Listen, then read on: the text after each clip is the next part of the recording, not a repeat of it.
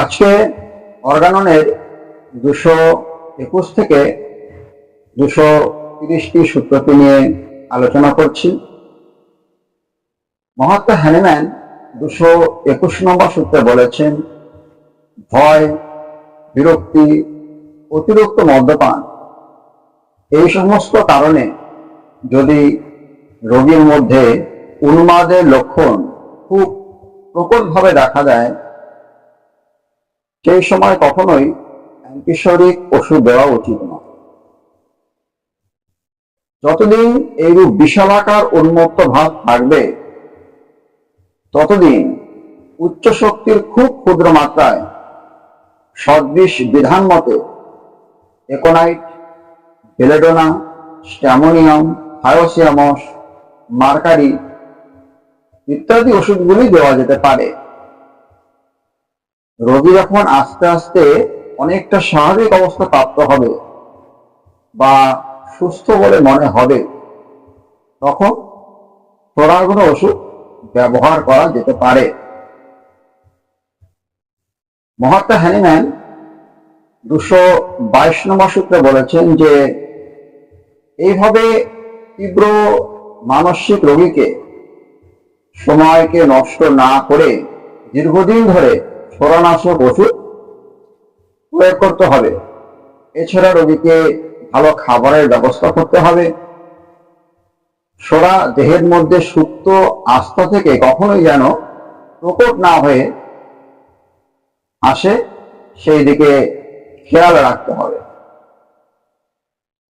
তিনি 223 নম্বর সূত্রে বলেছেন, যদি এইরূপ না হয়ে বিপরীত অবস্থা দেখা দেয়, অর্থাৎ রোগীর মধ্যে উন্মত্ত ভাব বেশি পরিমাণে দেখা দেয় এবং সেটা অনেকদিন ধরে স্থায়ী থাকে, সেটা কিন্তু সারানো বেশ কঠিন ব্যাপার। তিনি 224 নম্বর সূত্রে বলেছেন, যদি এটা বুঝতে না পারা যায় যে এই মানসিক রোগটি কোনো একটি ব্যাধি থেকে সৃষ্টি হচ্ছে এবং এই মানসিক রোগটিকে তাড়ানোর জন্য রোগীকে বিভিন্নভাবে সান্ত্বনা দিলে মানসিক রোগটি উপশম হয়, কিন্তু শরীরের কোনো এক ব্যাধির কারণে মানসিক রোগটি তৈরি হয়েছিল, তাই মানসিক রোগটি এর ফলে বৃদ্ধিপ্রাপ্ত হয়।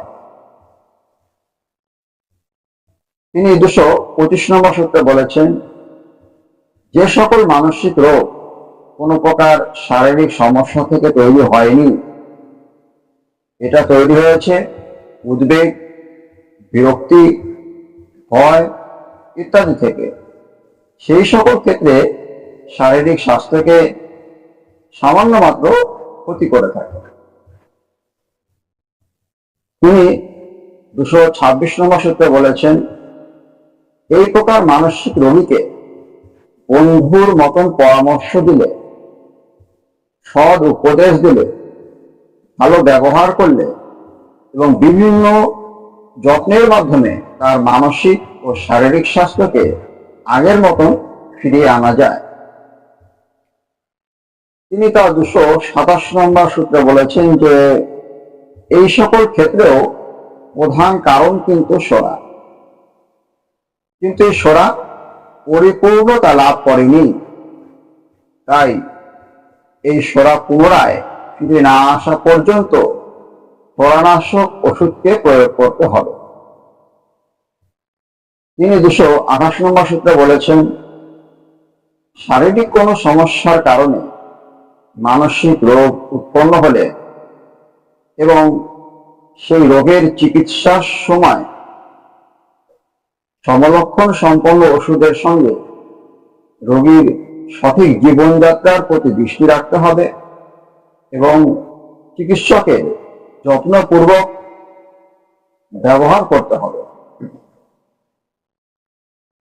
তিনি 229 নম্বর সূত্রে বলেছেন, এইরূপ রোগীদের কোনো প্রকার নিষ্ঠুর ভাব না দেখানো, কোনো প্রকার নিন্দা না করা, রোগীর যা কিছু বিরক্ত লাগে তা কখনোই করতে দেওয়া উচিত নয়।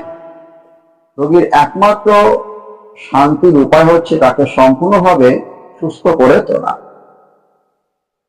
তিনি 230 নম্বর সূত্রে বলেছেন, সমলক্ষণ সম্পন্ন অ্যান্টিসেপটিক ওষুধ নির্বাচন করতে পারলে মনের রোগ খুব তাড়াতাড়ি চলে যায়।